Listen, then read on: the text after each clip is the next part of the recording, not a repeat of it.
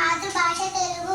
తెలుగు భాషలో మొత్తం అక్షరాలు 56, అచ్చులు మొత్తం 16, హల్లులు మొత్తం 37, ఉభయాక్షరాలు 3. అవి సున్న, అరసున్న, విసర్గం. అచ్చులను 2 విభాగాలుగా విభజించారు.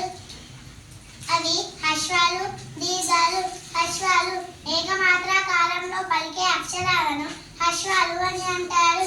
అవి ఆ, ఈ, ఊ, రు మొదలైనవి. దీర్ఘాలు 2 మాత్ర కాలంలో పలికే అక్షరాలను దీర్ఘాలు అని అంటారు. అవి ఆ, ఈ, ఊ, రు మొదలైనవి. కఠినంగా పలికే అక్షరాలను పరుషాలు అని అంటారు. అవి క, చ, ట, త, ప.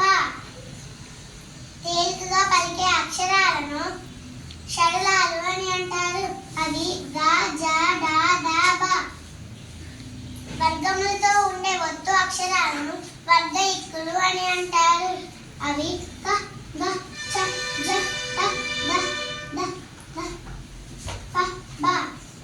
ముక్కు సాయంతో పలికే అక్షరాలను అనునాసికాలు అని అంటారు.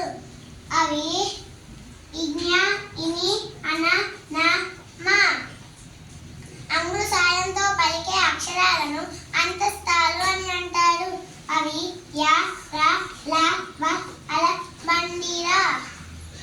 గాలిని బయటికి ఊదుతూ పలికే అక్షరాలను ఊష్మాలు అని అంటారు. అవి షే, స, స, హ. కా నుండి మా వరకు గల హల్లులను స్పర్శాలు అని అంటారు. పరుసు సల్లాలు కాకుండా మిగిలిన హల్లులను స్థిరాలు అని అంటారు. Thank you. గుడ్.